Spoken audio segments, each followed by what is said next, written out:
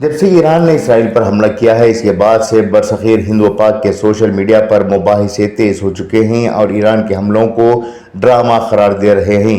ہر ملک کی اپنی جنگی پالیسی ہوتی ہے۔ اب یہاں ایران نے کم از کم اپنے حملوں کو جنگ کا نام دیا ہے تو ہمارے نام نہاد مبصرین اسے ڈرامہ قرار دے رہے ہیں۔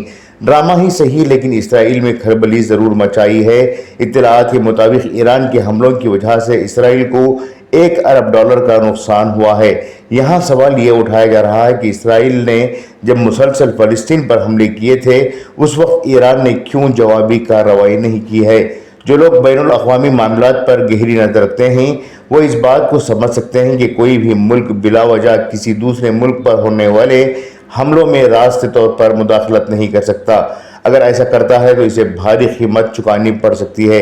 ایسے میں ایران نے مناسب وقت کا انتظار کرتے ہوئے اپنے سفارتکاروں پر ہونے والے حملوں کا بدلہ لینے کا حوالہ دے کر اسرائیل پر حملہ کیا ہے۔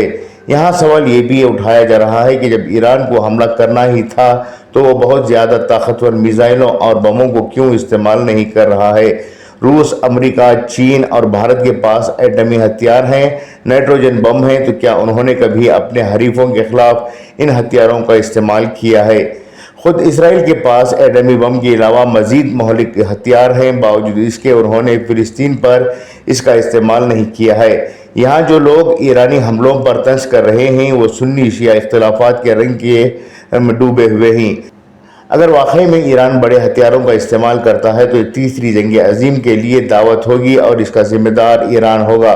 ایران نہیں چاہے گا کہ دنیا اسے تیسری جنگ عظیم کا ذمہ دار ٹھہرائے۔ علاوہ اس کے عرب ممالک اسرائیل کی جانب کھڑے ہو جائیں گے۔ افسوسناک پہلو یہ بھی ہے کہ آج تک مسلمانوں نے اپنا دشمن کون ہے اسے طے نہیں کیا ہے۔ بھارت میں مسلمانوں کا بڑا طبقہ آج بھی اپنے ہی مسلمانوں کو مسلکوں اور مکتبہ فکر کی بنیاد پر ایک دوسرے کو دشمن بنا رکھا ہے، جبکہ ان کے سامنے ان کا حقیقی دشمن کون ہے اس کا مقابلہ کرنے یا اسے پہچاننے میں پیش رفت نہیں ہوئی ہے۔ اسی طرح سے عالمی سطح پر بھی مسلمانوں نے سنی، شیعہ اور سلفی جیسے مسلکوں کے درمیان اختلافات کو بڑھاوا دے رکھا ہے۔ در حقیقت مسلمانوں کو تعصب کا چشمہ نکال کر حقیقتوں کو جاننے کی ضرورت ہے، لیکن مسلمان معاملے میں ایک دوسرے کا دشمن بنا ہوا ہے اور دشمن کو دشمن سمجھنے کے لیے تیار نہیں ہے۔ جب تک ایسے حالات ہوتے رہیں گے اس وقت تک مسلمانوں کا بول بالا نہیں ہوگا۔